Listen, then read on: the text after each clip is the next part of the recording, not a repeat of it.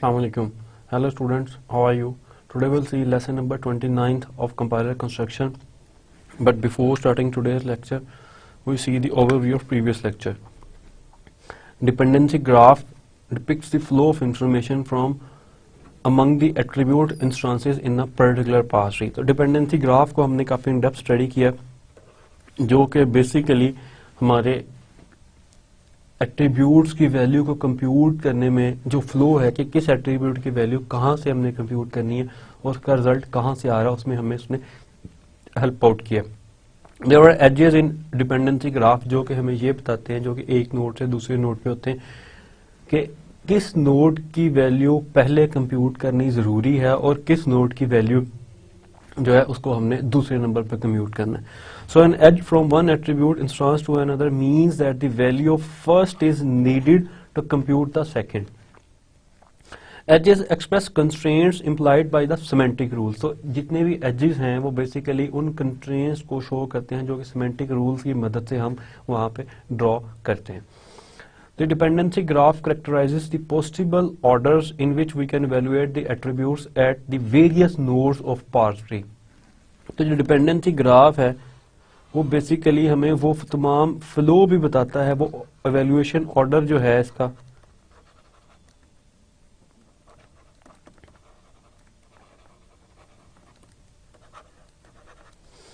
कि एग्जैक्टली उसने कहां से वैल्यू कंप्यूट करनी है और किस तरह करनी है.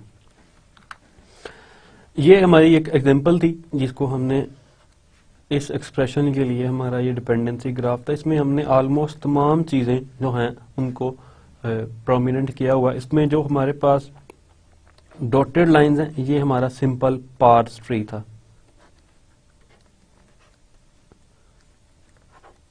ये इन डॉटेड लाइन से हमें पता लगता है जो हमारा ओरिजिनल पार्स ट्री था वो क्या है.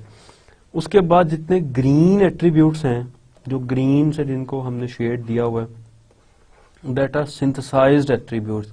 और सिंथेसाइज्ड एट्रीब्यूट की हमने डेफिनेशन देखी थी कि वो एट्रीब्यूट्स जो अपनी वैल्यूज या चिल्ड्रन से कंप्यूट करें या खुद से वो अपनी वैल्यू जो है वो जनरेट करें. बाज ऐसे नोड्स भी हैं जिस तरह ये टी डैश जिनके दो एट्रीब्यूट्स हैं, एक इनहेरिटेड एट्रीब्यूट है और दूसरा सिंथेसाइज्ड एट्रीब्यूट है. तो रेड में जो शो हो रहे हैं वो इनहेरिटेड एट्रीब्यूट्स हैं. इनहेरिटेड एट्रीब्यूट्स वो होते हैं जो अपनी वैल्यू अपने पेरेंट से इनहेरिट करते हैं या अपने सिबलिंग से इनहेरिट करते हैं. फॉर एग्जांपल जिस तरह इस सिनेरियो में इसकी वैल्यू जो है वो इसके लेफ्ट चाइल्ड जो है इस ट्री के वहां से आ रही है. ये लेफ्ट जो है ये बेसिकली इसका सिबलिंग है. तो इसमें हम जो वैल्यूज कंप्यूट करते हैं वो यहां से, और इस सिनेरियो में भी इसमें से लेफ्ट में से इसकी वैल्यू आ रही है और दूसरे में इसके टॉप से जो इसका चिल्ड्रन है वहां से इसकी वैल्यू आ रही है. Syntax directed translation scheme can be implemented as follows. तो ये तीन रूल हैं जिनकी मदद से हम जो सिंटैक्स डायरेक्टेड ट्रांसलेशन स्कीम है उसको इम्प्लीमेंट करते हैं, क्योंकि डायरेक्टली हम इसको इम्प्लीमेंट नहीं कर सकते. तो जो एक्शंस हैं उसको हम बेसिकली पहले इग्नोर कर देते हैं और पार्स ट्री को प्रोड्यूस कर लेते हैं. तो पहले स्टेप में हमारी जो आउटपुट आती है इसमें वो सिंपल पार्स ट्री है. Then we examine each interior node n, say 1 for production, b say alpha, and additional children to n for the actions in alpha, so that the children of n from left to right have exactly the symbols and actions of alpha. तो इसके अंदर हम जो हमने देखा था कि इस किस्म के एक्शंस को हम एम्बेड कर देते हैं as an extra child for this node जिसकी वो एग्जैक्टली ग्रामर थी. Then we perform a pre-ordered traversal of the tree, and as soon as node labeled by an action is visited, that action is performed. कि वो action perform हो जाता है means कि उसने जो भी वो action में जो काम हमने उसको कहा होता है वो काम वो कर देता है. This is the example of an infix expression conversion into an pre-order form. कि infix to हम basically इसको prefix में convert कर रहे हैं और इसके अंदर हम कोई कंप्यूटेशन परफॉर्म नहीं कर रहे. मींस कि हम समझने के लिए ये किस तरह हमने इंप्लीमेंट करना है सिंटैक्स डायरेक्टेड ट्रांसलेशन स्कीम को, हम क्या कर रहे हैं, एक सिंपल एक्सप्रेशन को जो कि हमारा इनफिक्स एक्सप्रेशन है उसको प्रीफिक्स में कन्वर्ट कर रहे हैं। और कन्वर्ट करने के लिए हमने वही काम किया कि सबसे पहला step simple parse tree generate किया, देन हमने जितने हमारे पास सिमेंटिक एक्शंस थे उसको हमने उन चाइल्ड के साथ जहां जहां पे वो थे उसको उस तरह वहां पे एम्बेड कर दी। एंड थर्ड, हमने इसकी पार्सिंग स्टार्ट की फ्रॉम लेफ्ट टू राइट, और जिस जिस तरह हम जिस एक्शन को पार्स करते गए वो चीज वहां पे प्रिंट होती गई, और यहाँ आके हमारी पार्सिंग कंप्लीट हो है। मोस्टली हम जो लेफ्ट टू राइट पार्स करते हैं और जो प्री ऑर्डर उसमें हम DFS जो स्ट्रेटेजी है हमारी सर्चिंग की, डेप्थ फर्स्ट सर्च जो मैकेनिज्म है, डेप्थ फर्स्ट स्ट्रेटेजीज को हम इसमें यूज करते हैं। In the analysis synthesis model of a compiler the front end का रोल क्या है? The front end analyzes our source program and creates an intermediate representation. तो कंपाइलर के अंदर फ्रंट एंड बेसिकली क्या करता है कि वो इंटरमीडिएट कोड जनरेट करता है। तो this is our basically front end. तो फ्रंट एंड एक इंटरमीडिएट रिप्रेजेंटेशन दे देता है कोड की, और देन बैक एंड क्या करता है कि जनरेट्स टारगेट कोड, वो इस इंटरमीडिएट कोड को टारगेट कोड में कन्वर्ट कर देता है। तो जो हमारा ओवरऑल कोर्स था वो इसी फर्स्ट पार्ट पे जो हमने कंपाइलर स्टडी किया वो इसकी इंटरमीडिएट रिप्रेजेंटेशन है कि किस तरह हमने इसको टोकन्स में कन्वर्ट किया, किस तरह हमने उसकी पार्सिंग की, पार्स ट्री बनाया, किस तरह से उस पार्स ट्री से फिर हमने जो आगे उसको इंटरमीडिएट एक रिप्रेजेंटेशन दी। This is whole portion is called front end of compiler. And जो इंटरमीडिएट को आगे टारगेट लैंग्वेज में कन्वर्ट करता है, टारगेट कोड में कन्वर्ट करता है, that is called the back end of the language. In this we study directed acyclic graph. ये basically for an expression identifies common sub expressions of the expression के जो उस tree के अंदर जो common sub expressions होते हैं जो बार बार रिपीट हो रहे होते हैं, ये ड्रैग जो है उसको आइडेंटिफाई करता है। It has leaves corresponding to atomic operations, operands and interior codes corresponding to operators. तो ये बेसिकली अगर हम इसको देखें तो जिस तरह इस एग्जाम्पल में मेरे पास ये एक सब एक्सप्रेशन है जिसको अगर मैं नाम दे दूं S1, तो ये सेम है इस एक्सप्रेशन के जिसको मैं नाम दे दूं S2। तो मेरे पास S1 dash is equal to S1 is equal to S2। Means के इन दो को अलग-अलग लिखने की जरूरत नहीं है, मैं इनको एक ही दफा लिख सकता हूं, उसका नाम सिंबॉलिकली कुछ भी दे दूं जो कि एक सब एक्सप्रेशन है। सिमिलरली जो दो एज हैं ये भी मेरे पास सेम है, तो इनको भी मुझे अलग से इनके लिए भी लीव नोड्स जो हैं वो क्रिएट करने की जरूरत नहीं है। तो डायरेक्टेड एसाइक्लिक ग्राफ बेसिकली यही काम करता है कि जितने सब कॉमन सब एक्सप्रेशंस होते हैं उनको आइडेंटिफाई करता है, और वो जिन जिन पेरेंट्स के होते हैं उनको पेरेंट्स सेम कर देता है। फॉर एग्जाम्पल जिस तरह इस ए के दो पेरेंट्स थे, एक तो a प्लस ए हो रहा है और दूसरा ये मल्टीप्लाई हो रहा है किसी अपना उसके साथ एक्सप्रेशन के साथ जो नेक्स्ट एक्सप्रेशन है। तो a को हमने पहले प्लस करना है a के साथ और देन हमने इसको मल्टीप्लाई करना है दूसरे सब एक्सप्रेशन के साथ। तो ये इसमें हमारे पास ये एक प्लस जो मेजर और दूसरा जो ये इंटरनल प्लस हो रहा है a टू a, तो इसको हमने खत्म करके सिंपल a प्लस जो है वो एक से उसको डिनोमिनेट कर दिया। तो अगर हम इसके सिंपल पार्स ट्री की बात करें तो वो कुछ इस किस्म का बनेगा। प्लस इस प्लस को पहले लिया, उसके बाद चूंकि हमें क्लियर है कि इस प्लस में सबसे पहले ये पैरेंथेसिस में ब्रैकेट एग्जीक्यूट होगी, देन मल्टीप्लिकेशन, ये पैरेंथेसिस सबसे पहले, then multiplication and then left associative की वजह से ये प्लस, और एंड पे हम इस प्लस को एग्जीक्यूट करेंगे। तो इसी तरीके से हम इसको ड्रॉ करते हैं कि सबसे एंड में ये प्लस होगा तो ये रूट जिस तरह ऑलरेडी गिवन है, इसके बाद प्लस और देन यहां पे इसको हम चूंकि पहले माइनस करेंगे और ये प्लस जो है इसमें एक तो एग्जैक्टली ए आएगा और दूसरे एंड से हमारे पास जो मल्टीप्लिकेशन आएगी वो एक ए की आएगी और दूसरी माइनस बी और सी की आएगी। तो अगर हम गौर करें कि ये पोर्शन जो है सब एक्सप्रेशन जो है ये सेम है जिसके अंदर माइनस इनका पेरेंट है, और ये पोर्शन भी सब एक्सप्रेशन जो है वो सेम है, इसका भी माइनस जो है वो पेरेंट है। तो हमने क्या किया कि एग्जैक्टली इन दोनों को रिमूव करके, अगर मैं इसको यहां पे रिमूव कर दूं एग्जैक्टली इसको अगर मैं रिमूव कर दूं ये पार्ट ये, और एक ही सब एक्सप्रेशन जो है उनको कंबाइन करके एक ही सब एक्सप्रेशन दे दूं, तो मेरे पास एग्जैक्टली वही चीज बनेगी जो यहां पे है। तो अब मैंने इसको रिमूव कर दिया है तमाम एजेस को जो इसका काम था। तो अब ये नेक्स्ट जो बनेगा उसमें प्लस स्टेरिक डी, ये मेरे पास रिमेनिंग बच गया। इस सब एक्सप्रेशन को मैंने रिमूव कर दिया, तो यहाँ पे ये माइनस से 2 आ रहे थे, प्लस ए वैसे ही ए, और ये मेरे पास 2 जो आ रही थी इनके मैंने रिमूव कर दिया। यहाँ पे एक ही माइनस और बी और इसका चाइल्ड, तो ये कॉमन सब एक्सप्रेशन जो है ये मैंने कर दिया, और इनके पेरेंट्स एक इधर चला गया और एक इधर, कि जहां जहां इसकी जो अलग अलग होके एग्जीक्यूट हो रहे थे। सिमिलरली ए भी मेरे पास चूंकि 2 हैं तो मैं इनमें से एक एक रिमूव कर दूं और इसको यहाँ पे डायरेक्ट कर दूं ताकि एक ही ए को ये करे। तो यही काम डैग के अंदर हम करते हैं।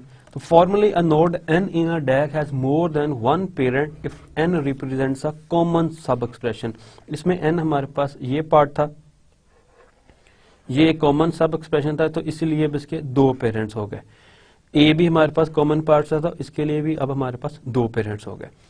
In a syntax tree, the tree for common sub-expression would be replicated as many times as the sub-expression appears in the original expression.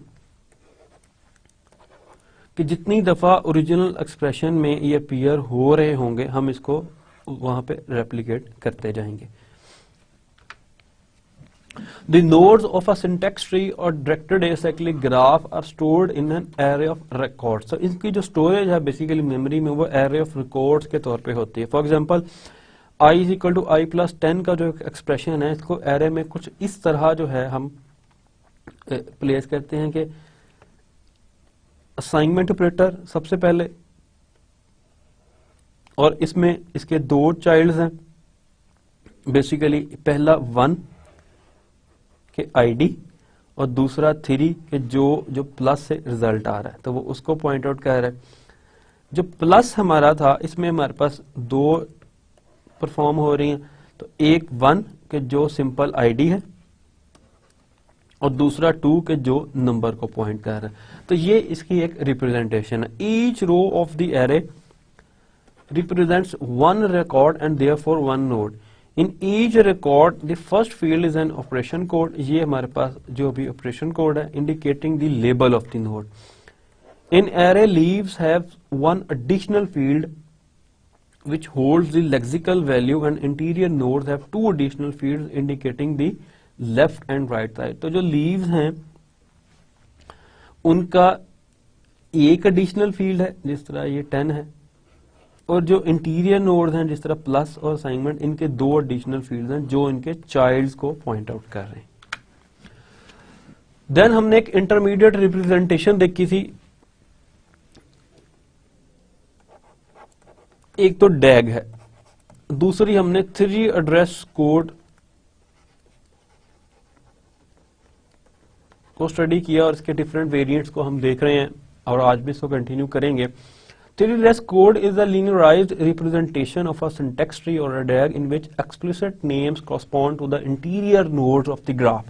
तो जो ग्राफ के इंटीरियर नोड्स हैं उनको एक्सप्लिसिटली हम यहाँ पे मेंशन कर देते हैं। फॉर एग्जांपल जिस तरह अब ये b माइनस e का ऑपरेशन है, तो ये पूरे का पूरा सब एक्सप्रेशन जो है हमने इसको असाइन कर दिया टेम्परेरी वेरिएबल t1।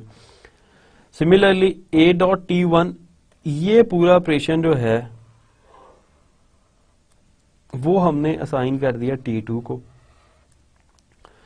और T3 को हमने A+T2 असाइन कर दिया कि ये T3 हो गया इसका रिजल्ट पूरे का पूरा,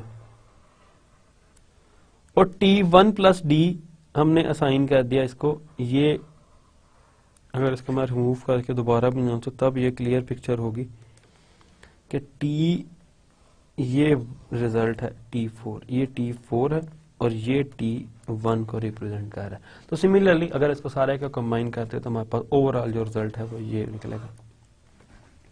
तो this is an 3 address code which is an intermediate representation. So an address can one be of the following things. इसमें जो address यूज कर रहे हैं ये basically temporary addresses है। Name for convenience we allow source program names to appear as address in 3 address code. In an implementation, a source name is replaced by a pointer to a symbol table entry where all information about the name is kept. तो ये basically एक pointer type variable होते हैं जो original ना value पड़ी होती है symbol table में उसको point कर रहे होते हैं। Constant in practice, a compiler must deal with many different type of constants and variables. इसमें basically मेरे पास दो चीजें होती हैं, addresses and जो second चीज है वो हमारे पास instructions। इंस्ट्रक्शंस क्या हैं और उनके एड्रेसेस क्या हैं। Compiler generated temporary variable, it is useful especially in optimizing compilers to create a distinct name each time a temporary variable is needed. Then हमने जो एक इंटरमीडिएट रिप्रेजेंटेशन की टाइप देखी जिसमें क्वाड्रुपल 4 फील्ड्स होती हैं नोन एज, पहली operator field, then argument, second is also argument and fourth one is result. तो अगर हम इस एक्सप्रेशन की बात करें तो इसके अंदर जो x है वो हमारा ऑपरेटर है, y आर्गुमेंट 1 है एंड सिमिलरली आर्गुमेंट 2 है, जो x है वो हमारे रिजल्ट को डिपिक्ट कर रहा है। इसके अंदर कुछ एक्सेप्शन हैं इस रूल के अंदर कि instructions with unary operator like x is equal to -y और x is equal to y do not use argument 2। Similarly there are 2 more conditions जिनको हम हर सूरत मद्देनजर रखेंगे। अगर 3 एड्रेस कोड की हम एग्जांपल देखें क्वाड्रुपल्स के पॉइंट ऑफ व्यू से, तो 3 एड्रेस कोड को जब हम इसके अंदर कन्वर्ट करेंगे तो ये चीजें उसमें हमारी जो रिप्रेजेंटेशन होगी। अगर T1 is equal to -c mean के इस रिस्ट्रिक्शंस को हम अगर कंसिडर करें तो उसके अंदर हमारे पास सेकंड आर्गुमेंट कोई नहीं होगा, क्योंकि क्वाड्रुपल में अगर 4 चीजें होनी लाजमी है, लेकिन there are some exceptions which are already discussed. अगर ये चीज इसमें पूरी होगी कि स्टैटिक ऑपरेटर है, B आर्गुमेंट 1 है, T आर्गुमेंट 2 है और T2 इसमें रिजल्ट है। एंड सिमिलरली अगर हम असाइनमेंट ऑपरेशन की बात करें जो सिंपल असाइनमेंट है तो इसमें भी हमारे पास सेकंड आर्गुमेंट कोई नहीं होगा। तो today will see 3 address code की जो लास्ट थिंग थी स्टैटिक सिंगल असाइनमेंट फॉर्म, उसको देखेंगे। Then we will go to types and declarations के वो क्या चीजें हैं, and at the end of this lecture will see the translation of expressions कि हमने अपने एक्सप्रेशंस को बेसिकली ट्रांसलेट किस तरह करना है। इसके अंदर हम 2 स्ट्रेटजीज को आज स्टडी करेंगे, that are operations with in expressions के, जिन एक्सप्रेशंस के अंदर ऑपरेशंस होंगे उनको किस तरह ट्रांसलेट करना है, और सेकंड इंक्रीमेंटल ट्रांसलेशन क्या चीज है कि ट्रांसलेशन के अंदर जो हम एक और अप्रोच यूज कर सकते हैं, that is an incremental approach. Static single assignment form, static single assignment form SSA is an also it is an other intermediate representation that facilitate certain code optimization strategies कि कुछ ऐसी code optimisation की strategies हैं जो इस format पे जब हम इस जो इंटरमीडिएट रिप्रेजेंटेशन में देते हैं तो हमारा कोड जो है उसकी ऑप्टिमाइजेशन जो है वो इंक्रीज हो जाती है। All assignment in SSA are 2 variables with distinct names, hence the term static single assignment। इसमें बेसिकली जो ट्रिक है वो ये है सिंपल कि ये हमारा एक जनरल 3 एड्रेस कोड जो हमने ऑलरेडी देखते आ रहे हैं कि इसमें 3 हमारे पास होते हैं, रिजल्ट है, आर्गुमेंट 1 है, आर्गुमेंट 2 है और ये हमारा ऑपरेटर है। इसके अंदर हमने अगर एक चीज को गौर करें तो इसके अंदर जो P है इसको हम इसी को दोबारा यूज कर रहे होते हैं उसके अंदर, और जब इसको एक दफा हम यूज कर लेते हैं तो इसी को हम दोबारा इस वैल्यू को राइट कर रहे होते हैं। सिंगल असाइनमेंट फॉर्म के अंदर जो इस इंटरमीडिएट रिप्रेजेंटेशन के अंदर जो 3 एड्रेस की है उसके अंदर हम P1 टेम्परेरी वेरिएबल, दूसरा जो p यूज कर रहे हैं वो हम बेसिकली एक अदर p2 यूज कर रहे हैं जो कि एक दूसरा वेरिएबल है। तो मींस कि अगर हमने p2 को दोबारा भी कहीं यूज करना है तो उसको हम यूज कर सकते हैं, और p1 को भी अगर हम कहीं यूज करना चाह रहे हैं नीचे तो उसको भी यूज कर सकते हैं। और इसी तरह p3 को सेम के ऊपर हम ओवरराइट नहीं करते इस सिनेरियो के अंदर। So this is the only difference between 3 address code and static single assignment form. Types and declarations. The application of types can be grouped under checking and translation. कि जितनी एप्लीकेशंस हैं उनके types को हम group कर सकते हैं checking and translation के अंदर।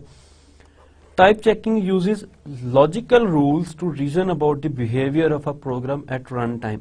तो specifically it ensures that the type of the operands match the type expected by the operator.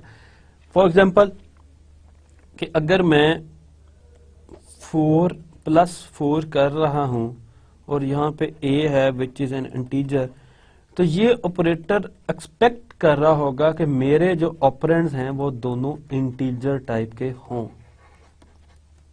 जिस तरह ये 4 और 4। अब अगर यहाँ पे 4.5 आ जाता है तो ये भी एक मिसमैच है जिसको हम जिसकी टाइप को हम यहाँ पे इंश्योर करना चाह रहे हैं जिस चीज को। For another example, the and operator basically एक बूलियन ऑपरेटर है in Java expects x2 operands to be booleans. कि अगर मैं एंडिंग कर रहा हूं तो वो मेरे पास जो दोनों हैं वो बूलियन होने चाहिए उनकी वैल्यूज। ये result is also of type Boolean, तो जो उसका रिजल्ट है वो भी बूलियन होगा। तो ये जो टाइप की चेकिंग है कि इसके ऑपरेंड जो हैं ये इसकी टाइप जो है वो बूलियन होनी चाहिए। तो we are exactly talking about this type checking है कि टाइप चेकिंग हम यूज करते हैं लॉजिकल रूल्स में to reason about the behaviour of a program at run time. तो अगर ये बूलियन नहीं होगा इसका जो रिजल्ट है तो तब जो प्रोग्राम का बिहेवियर है वो चेंज हो सकता है या एरर आ जाएगा इसमें। Translation applications from the type of a name, इसकी एप्लीकेशंस मतलब ट्रांसलेशन को हम जो एप्लीकेशंस हैं इसकी वो कहाँ कहाँ पे यूज कर सकते हैं। From the type of a name, a compiler can determine the storage that will be needed for that name at runtime। तो अगर हमें पता हो कि ये boolean टाइप है तो boolean में हमारे पास दो ही वैल्यू होती हैं, या 1 और 0। तो इसके लिए हमें एक ही बिट चाहिए स्टोरेज के अंदर। तो इसी तरह हमारे पास इंटीजर का हमें पता है कि उसमें हमारे पास 2 बाइट्स हैं या 4 बाइट्स हैं। इसी तरह फ्लोट में, डबल में जो भी टाइप्स हैं वो हमें क्लियर कर देती हैं कि हमें एग्जैक्टली कितनी स्टोरेज चाहिए maximum in the memory. Type information is also needed to calculate the address denoted by an array reference to insert explicit type conversions and to choose the right version of an arithmetic operator among other things। तो इसके अंदर हमारे पास basically अगर type पता हो, let's suppose मैंने अपनी memory में 2 डिफरेंट इंटीजर स्टोर किए हुए हैं, तो मुझे पता होगा कि अगर ये दोनों इंटीजर्स हैं और इसकी सपोज कर रहा हूँ कि इस प्लेटफॉर्म पे ये 2 बाइट्स ले रहा है और ये इंटीजर भी 2 बाइट्स ही ले रहा है, दोनों सेम, तो मुझे पता होगा कि अगर इसका ऑफसेट मेरे पास है और ये वेरी नेक्स्ट लोकेशन पे सेव है 02 पे, तो मैं इसमें सिर्फ 2 ऐड करूंगा बाइट्स, तो नेक्स्ट लोकेशन पे जो इंटीजर है उसको फेच कर सकता हूं। तो ये एड्रेस कैलकुलेट करने में भी मदद देती है कि जो एरे के अंदर हमारा स्टोर हो, मतलब जिस तरह एरे का पहला एलिमेंट है, इंटीजर टाइप की एरे है, उसमें पहला एलिमेंट है, दूसरा, तीसरा, तो हम इस एरे को कि जो एलिमेंट्स हैं उनको फेच कर सकते हैं अगर हमें इसकी टाइप पता हो। The actual storage for a procedure call or an object is allocated at runtime when the procedure is called or the object is created। तो ये बेसिकली सारी कैलकुलेशंस जो हैं जिनको हम यूज कर सकते हैं इसको रन टाइम पे ही कर सकते हैं। These types have structure which is represented using type expressions. तो टाइप एक्सप्रेशंस को हम इन स्ट्रक्चर्स को, जो टाइप के स्ट्रक्चर्स हैं उनको रिप्रेजेंट करने के जो है उसकी रिप्रेजेंटेशन में हम इनको यूज करते हैं।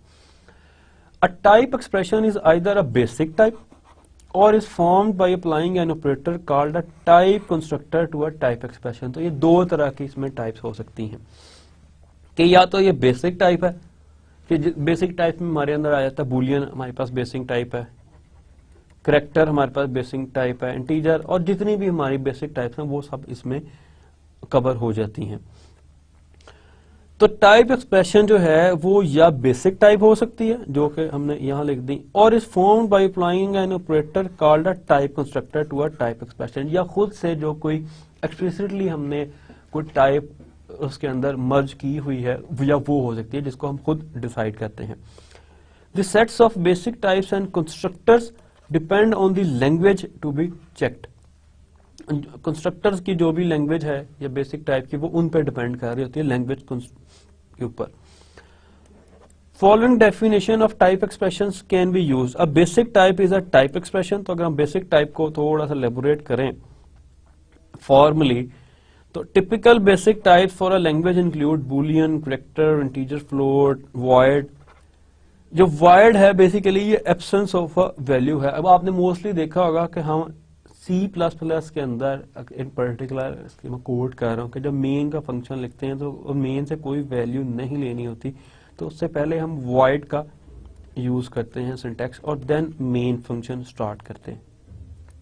बाकी हमारे पास इसी तरह जब हम किसी फंक्शन से कोई वैल्यू नहीं लेना चाह रहे होते तो उसके पहले भी हम वॉइड की टर्मिनोलॉजी यूज कर सकते हैं अगर उससे कुछ रिटर्न नहीं करवाना चाह रहे। और मेन भी बेसिकली एक फंक्शन ही है जो कि मेन फंक्शन है और उसमें स्टार्टिंग हमेशा मेन से एग्जीक्यूशन हमेशा मेन फंक्शन से स्टार्ट होती है।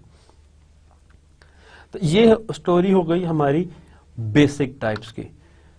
A type name is a type expression. तो टाइप नेम जो है वो टाइप एक्सप्रेशन भी हो सकता है। A type expression can be formed by applying the array type constructor to a number and a type expression. तो for example, a record is a data structure with name fields. A type expression can be formed by applying the record type constructor to the field names and their types.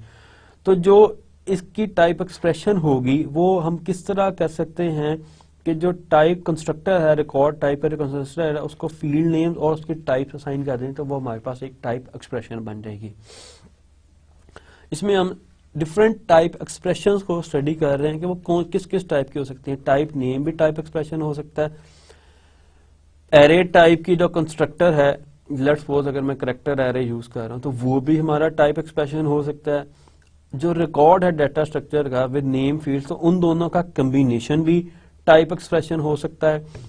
Then a type expression can be formed by using the type constructor for function type for right. अगर इस type की कोई हमारे पास हो production, तो for function type from S to type T, तो तब भी हम उसकी टाइप को जो है मींस के जो S की टाइप है वो T को असाइन कर सकते हैं। If S and T are type expressions then their Cartesian product S dot T is a type expression. तो अगर दो हमारे पास डिफरेंट है तो उसका कार्टेशियन प्रोडक्ट भी एक न्यू टाइप एक्सप्रेशन हो सकती है। Products are introduced for completeness. They can be used to represent a list or tuple of types. Means के दो different types को combine करके भी हम एक नई type expression जो है वो generate कर सकते हैं। For example, इसको हम function parameters में अगर मैं कहूँ कि इस function की type क्या है, तो उसके parameters की जो overall type होगी उसको हम इस function की type expression भी कह सकते हैं। टाइप एक्सप्रेशन में contain variables whose values are type expressions. तो इसके अंदर वो वेरिएबल भी हम इंक्लूड कर सकते हैं जो खुद से टाइप एक्सप्रेशन है। तो अब टाइप एक्सप्रेशंस तो हमने देख लिया कि किस किस किस्म के हो सकते हैं और कैसे कैसे हम इनको फॉर्मलाइज कर सकते हैं, कहाँ से किसको क्रिएट कर सकते हैं। अब सेकंड थिंग कि टाइप्स इक्विवेलेंस, हम ये कैसे डिसाइड करेंगे कि ये दोनों टाइप्स जो हैं वो इक्वल हैं। So when are two type expressions equivalent? ये क्वेश्चन है जो यहाँ पे राइज होता है। The first thing is many type checking rules have the form if two type expressions are equal then return a certain type else error। कि अगर दोनों टाइप एक्सप्रेशन इक्वल हैं तो एक सर्टेन टाइप रिटर्न कर दो, अदरवाइज एरर रिटर्न कर दो। Potential ambiguities arise when names are given to type expressions and the names are then used in subsequent type expressions. तो एक फॉर एग्जाम्पल अगर मेरा एक टाइप एक्सप्रेशन है, लेट्स सपोज T1, मैं एक टाइप एक्सप्रेशन ले रहा हूं, ये इस टाइप को जो है वो सिंबलाइज कर रहा है। अब मैं यही टाइप किसी और के लिए, किसी और सब एक्सप्रेशन के लिए अगर कहीं और यूज कर लूं, तो तब मेरे पास जो सब सीक्वेंस टाइप हो उसका सबसेट हो, तो तब मेरे पास एक एम्बिग्युइटी जो है वो क्रिएट हो सकती है। The key issue is whether a name in a type expression stands for itself or whether it is an abbreviation for an other type expression। तो हमारा इसमें जो इशू है वो यही है कि टाइप एक्सप्रेशन पूरा या उसका कोई एब्रीविएशन जो है उसको हम नॉमिनेट कर सकते हैं इस चीज के लिए।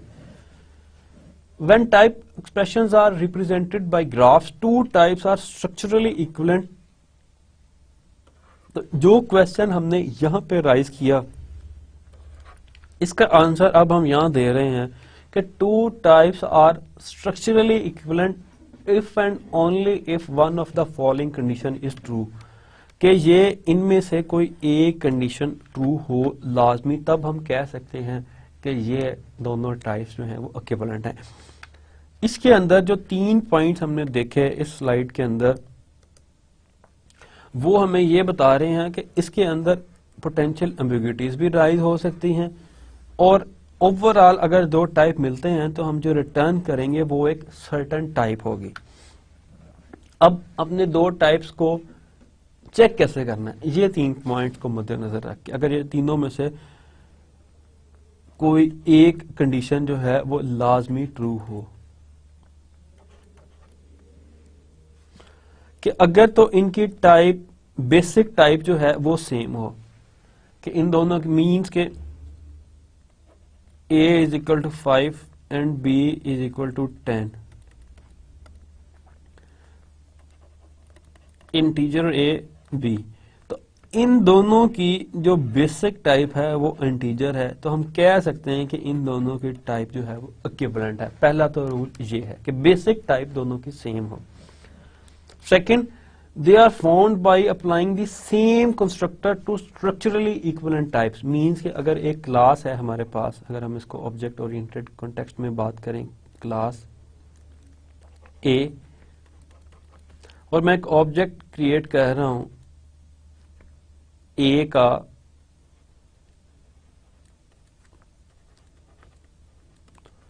तो इन दोनों का जो टाइप है वो, ये दोनों बेसिकली क्योंकि इनिशियलाइज होंगे सेम कंस्ट्रक्टर से, जो इस क्लास का कोई डिफॉल्ट कंस्ट्रक्टर होगा, तो इन दोनों की टाइप जो है वो सेम होगी।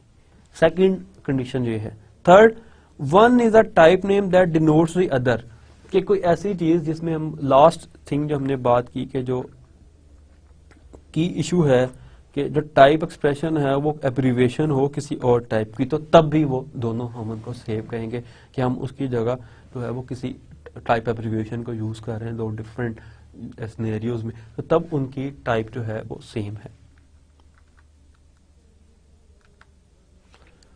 Storage layout for local names,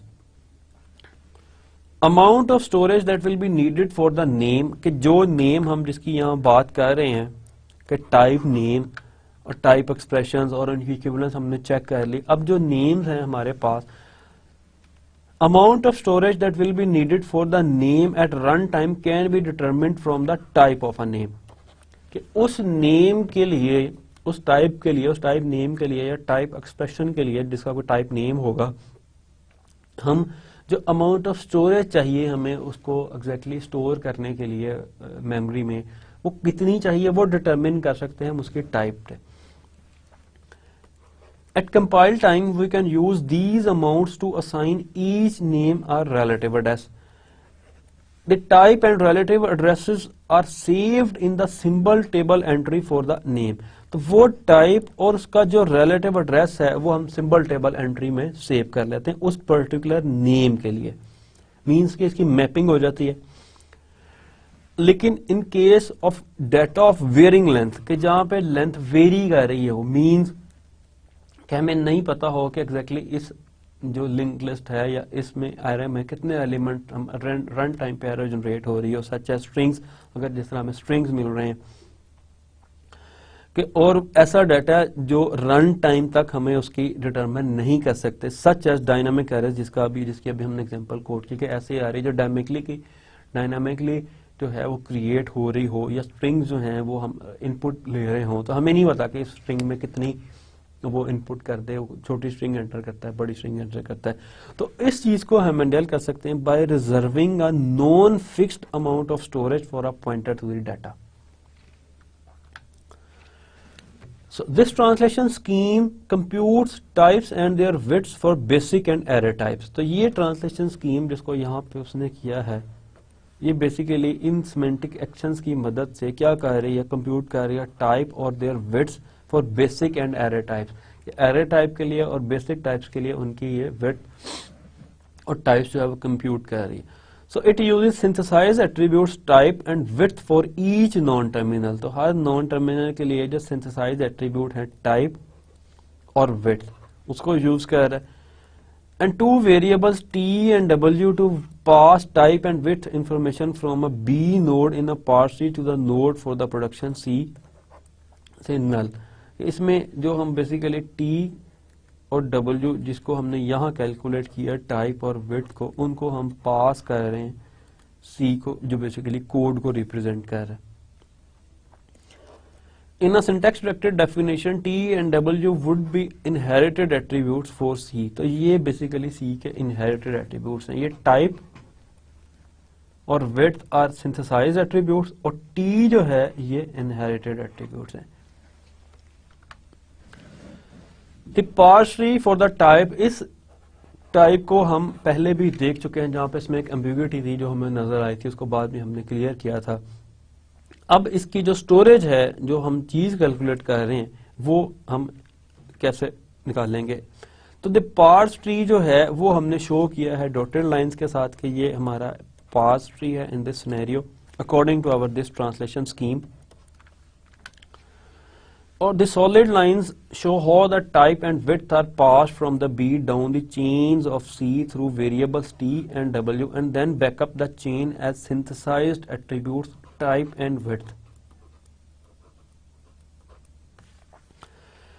अगर हमें इस पार्स ट्री को थोड़ा सा स्टडी करें तो इसके अंदर हमें ये एरोज जो हैं, फ्लो ऑफ इन जो एट्रीब्यूट्स की वैल्यूज का जो फ्लो हो रहा है कैलकुलेशन का, जो कैलकुलेशन का सिनेरियो हम इसमें दे रहे हैं वो हमें काफी क्लियर कर देता है।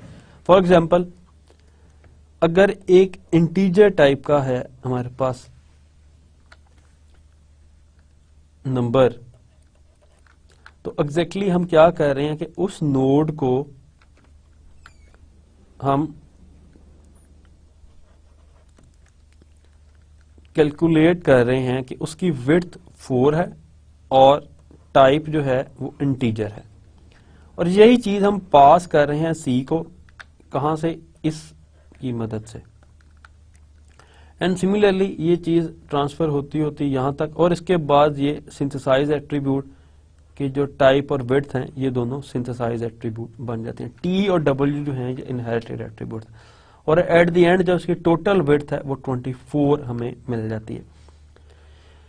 ये इस तरह 24 बनता है कि ए की विड्थ 3 है और टाइप इंटीजर है। जब ये यहां पे आया तो इसने देखा कि टाइप की वैल्यू इंटीजर है और जो विड्थ है वो 4 है। अब इस टाइप में 3 जो है इसके वो एरे के 3 एलिमेंट्स हैं, तो 4 इंटू 3 इज इक्वल टू 12। तो जो विड्थ है वो इसकी 12 हो गई।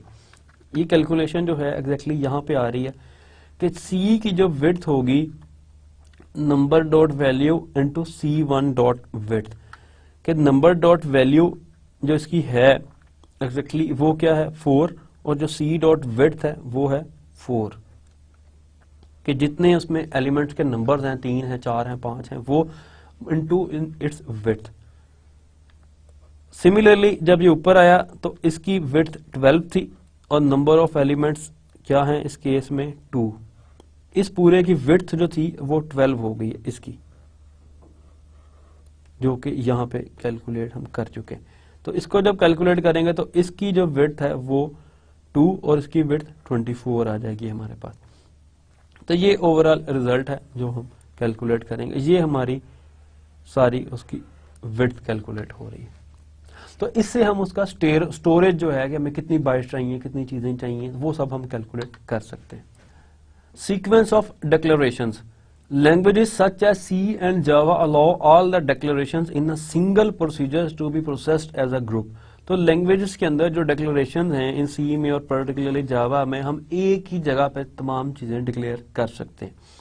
The declarations may be distributed within a Java procedure, but they can still be processed when the procedure is analyzed. कि जब भी हम उस प्रोसीजर को एनालाइसिस फेज में डालेंगे तो हम उसकी तमाम डिक्लेरेशंस को चेक कर सकते हैं और उनको प्रोसेस कर सकते हैं.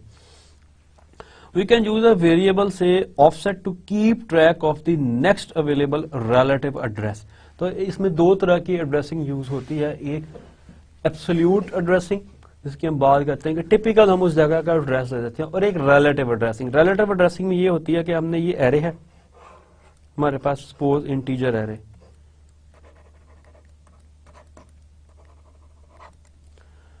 अब जब हमें पता हो कि हमारे पास आगे 4 इस एरे के एलिमेंट्स हैं या 10 एलिमेंट्स हैं, तो हमें सिर्फ इसके एक ऑफसेट की जरूरत है इसकी. बाकी हम उसको रेलेवेंट मीन्स के 4 + 4 करके हम यहाँ पे आ सकते हैं. इसी तरफ जितनी जितनी वो जगह ले रही है, एग्जैक्ट वो डाटा टाइप जो एग्जैक्ट जगह ऑक्यूपाई कर रही है, हम उसको आगे रिलेटिव एड्रेसिंग करके उस पर्टिकुलर जो टाइप है, जो इंटीजर है, जो भी वेरिएबल है, उसका एड्रेस कैलकुलेट कर सकते हैं. This translation scheme deals with the sequence of declarations of the form TID where T generates a type. तो इसमें जो T है वो टाइप जनरेट करता है और ID जो भी वो आइडेंटिफायर है उसकी टाइप जो है वो T में जो है वो जनरेट करके आगे असाइन कर रहा है. Before the first declaration is considered, offset is set to 0.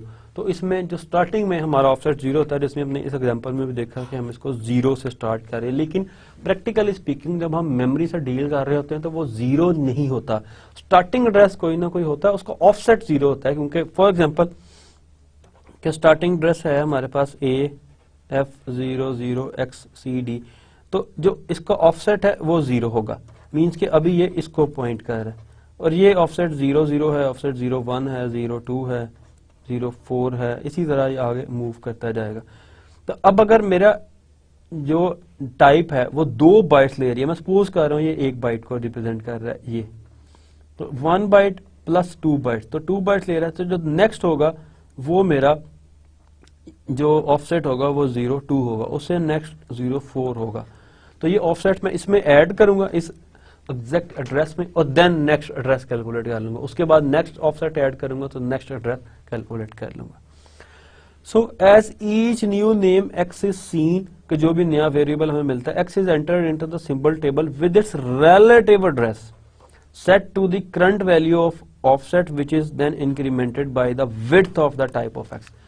तो जितनी भी उस टाइप की विड्थ होगी, विड्थ मीन कि जितनी भी वो जगह ऑक्यूपाई कर रहा होगा उसको हम यहाँ एज अ विड्थ नॉमिनेट कर रहे हैं.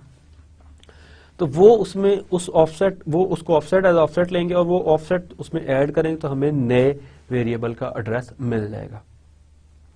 तो स्टार्ट में हमारे पास ऑफसेट 0 होगा और डी से हम फिर कैलकुलेट करेंगे टॉप डॉट ID डॉट लग्जीम और इसकी टाइप और इसका offset.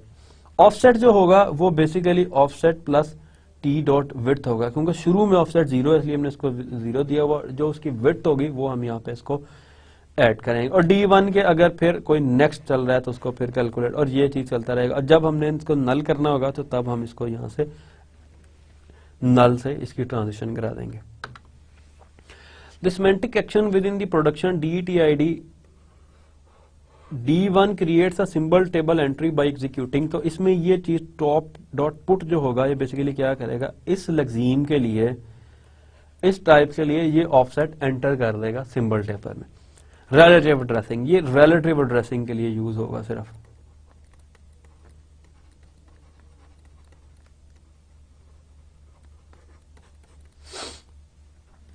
Top denotes the current input symbol. The method top dot put creates a symbol table entry, ये बेसिकली एक नई एंट्री क्रिएट करता है symbol table for this ID और इसका साथ लग्जीम उसके फील्ड में रख देगा with type T dot type और उसका जो सेकंड एट्रीब्यूट है वो type and relative address offset in its data area. तो ये तीनों की तीनों चीजें वो एक सिंबल टेबल में एंटर कर देगा. द इनिशियलाइजेशन हम इसको 0 से कह रहे हैं कि ऑफसेट जो है वो स्टार्ट में जब भी होगा वो हमेशा 0 होगा. The translation of declarations carries over to the fields in records and classes. Record types can be added to the following grammar by adding the following production. तो इस प्रोडक्शन के जरिए हम जो है इसके अंदर एक रिकॉर्ड टाइप ऐड कर सकते हैं. फॉर एग्जांपल जिस तरह हमने इसके अंदर एक नंबर टाइप ऐड कर दी, इसके अंदर सेम जो हमने पहले ग्रामर देखी, विड्थ कैलकुलेट हो रही है, टाइप इंटीजर है. इसकी विड्थ अब देखें, यहाँ इंटीजर की विड्थ हम ऑलरेडी दे रहे हैं कि इसकी विड्थ 4 है, यानी कि ये 4 बाइट्स ऑक्यूपाई कर रहा है. इसको हम बेसिकली जितनी ये मेमोरी में स्पेस ऑक्यूपाई करता है एक इंटीजर, हमने उसको यहाँ विड्थ से डिनोट किया. और फ्लोट की विड्थ 8 है, हम सपोज कर रहे हैं कि 8 बाइट्स है, तो ये विड्थ हमें गिवन है. देन जो भी हमारा होगा नोड या जो भी हम टाइप एक्सप्रेशन जब कैलकुलेट कर रहे होंगे, तो जो इसकी टाइप होगी वो टी में चला जाएगा, जब विड्थ होगी वो इसमें सी डॉट विड्थ में चली जाएगी. और जो कैलकुलेशन होगी इस एरे की वो यहां से होगी. The fields in this record type are specified by the sequence of declarations generated by D. The approach used for computing the relative address of declared names can be used to determine the types and relative addresses of fields. कि जब हमें offset होगा हमारे पास 4, तो हम खुद ब खुद अज्यूम कर सकते हैं या बता सकते हैं या ड्राइव कर सकते हैं कि ये इसकी टाइप जो है वो इंटीजर है. अगर हमारे पास ऑफसेट होगा 4 तो हम बता सकते हैं इसकी जो है वो फ्लोट है टाइप. लेकिन इसकी ये चीज बताने से पहले इन दो चीजों के बारे में हमें केयरफुल होना लाजमी है. First is the field names with in the record must be distinct. Obviously अगर डिस्टिंक्ट नहीं होगी, फॉर एग्जांपल यहां पे हमने जो फील्ड है इंटीजर के लिए जो विड्थ है 4 दी है, और इसी ग्रामर में हम कहीं इंटीजर के लिए दे दें जो विड्थ वो 8 दे दें, तो वहां पे जाके हमारी कैलकुलेशन जो है वो गलत हो जाएगी. तो first thing is the field names with the record must be distinct. I name may appear at most once in the declarations generated by D. Second, the offset or relative address for the field name is relative to the data area of that record. कि वो उसके data area के मुताबिक ही वो सब चीजें काम आएंगी. फॉर एग्जाम्पल अगर मैं उसको शिफ्ट कर दूं from one memory location to some other memory location, तो मे बी वो जो ऑफसेट मैंने कैलकुलेट किए हुए हैं वो मेरे काम ना आए, क्योंकि दूसरी जगह पे मे बी कोई जो हमारी स्कीम यूज हो रही है, जो एक फाइलिंग का कॉन्सेप्ट होता है, जो FAT32 और इस तरह NTFS और यूज होते हैं डिफरेंट ऑपरेटिंग सिस्टम के अंदर, डिफरेंट सिनेरियो 32 बिट मशीन और 64, तो वहां पे जाके हमारी जो कैलकुलेशंस हैं ब्लॉक्स की जिसकी एग्जैक्टली बात कर रहा है वो चेंज हो जाती हैं.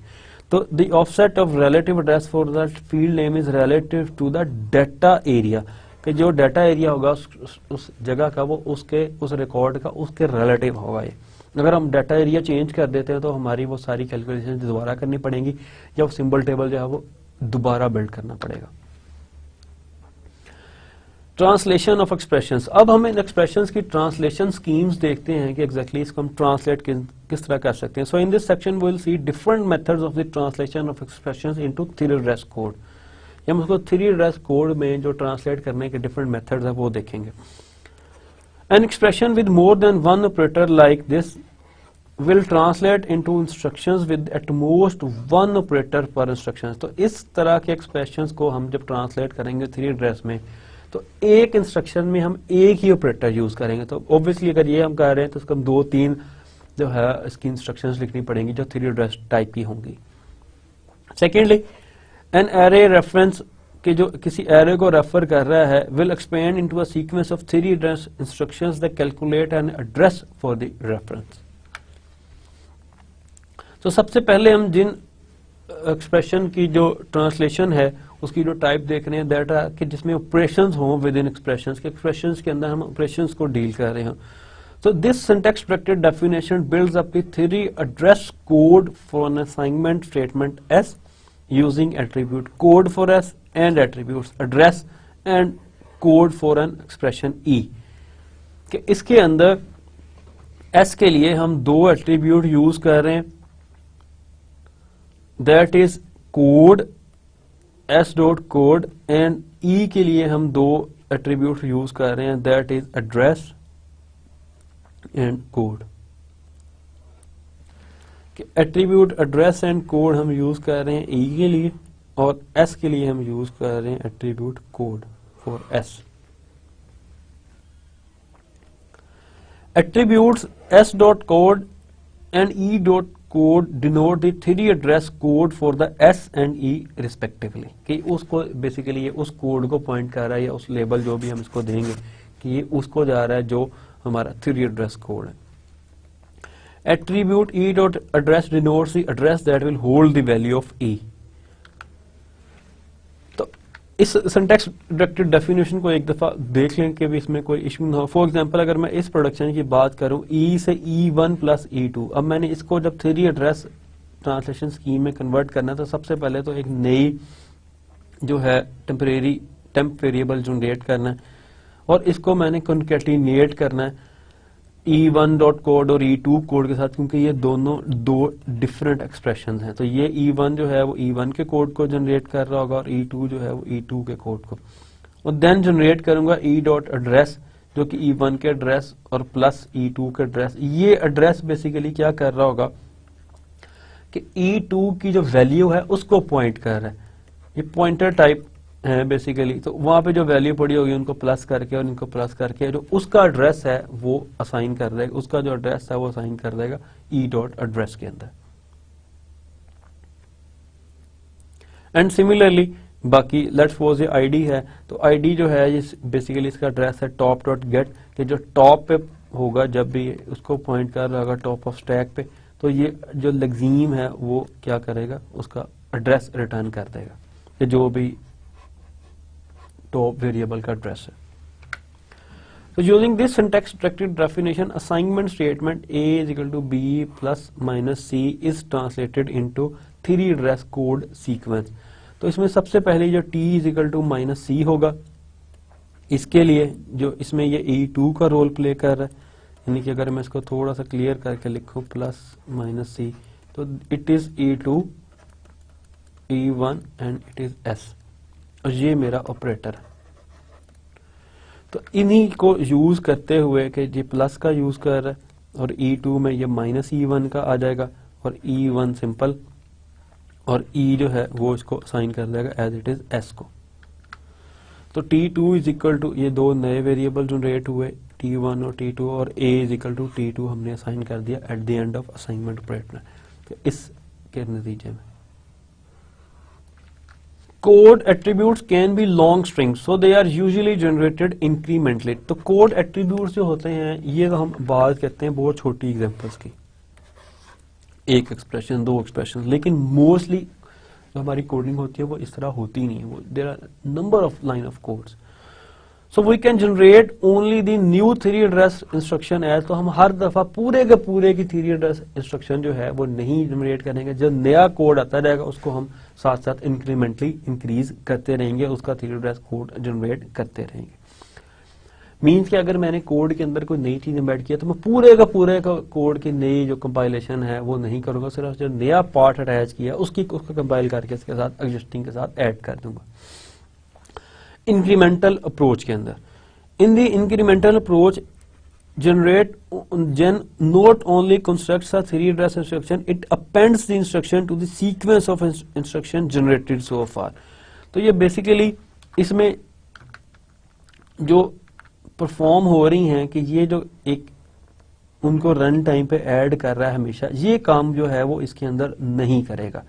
तो इस ट्रांसलेशन स्कीम के अंदर ये सिंपली जो न्यू जो भी है उसको जनरेट करेगा, जो नया सब एक्सप्रेशन है, जो भी नई चीज जनरेट हुई है, नई इंस्ट्रक्शन जो ऐड हुई है इसके अंदर, और उसके साथ ये इंक्लूड कर देगा पुरानी इंस्ट्रक्शंस को, जो पुराना मेथड हमारे पास चलता आ रहा है, और exactly top dot get ID lexeme के साथ है जो ऐड कर देगा उसके अंदर। So this is all for today, thank you guys and have fun.